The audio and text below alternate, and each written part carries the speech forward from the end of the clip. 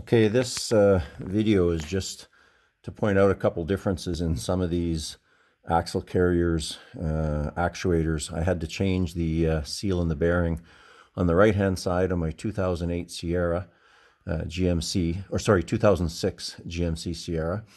In any case, I watched several videos. They're all great, but mine is different, and there may be others like this. So the one major difference mine had was once you get the carrier off and you take this part apart, the axle is actually held in with a clip that you must take off. Using a slide hammer will not get it out, and I tried and I ended up bending the washers and having to recup them. There's a clip that must come off to get the actual axle itself out of there. It will not pull out on the right side. My left side pulled out fine.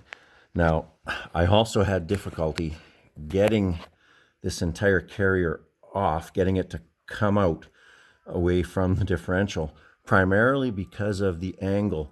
And these bolts that hold it up on the top are long enough that I can't tilt it down to actually get them to clear the bolt without putting pressure on the mechanics inside, which prevents it from wanting to come off. So I ended up rigging, because the whole differential is rubber mounted, this entire differential is attached via rubber mounts and it's loose. Once you undo these bolts, you'll see that it's soft and you can move it. So I rigged myself up a pry system. I just took a piece of flat bar, and once I had this undone and I pulled down on here, or once I had the bolts on the end undone, I shoved the flat bar up above, wedged it in between the bar, made myself a pry system, and put enough wood there to put enough pressure so that when it came off, it easily cleared. By getting it back on, I still had difficulty getting these bolts to clear the holes, like to get it lined up to start.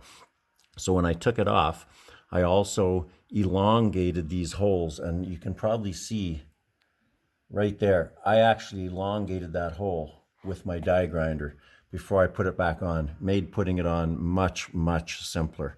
Anyway, several things, but the primary thing here is that that axle does not come out on my right hand side. Once you even get the carrier off, there's a clip inside that you must, it's a bit of a pain to get off, and you have to slide it off over the gear. I used a little pointed tool to disengage it and slide it off.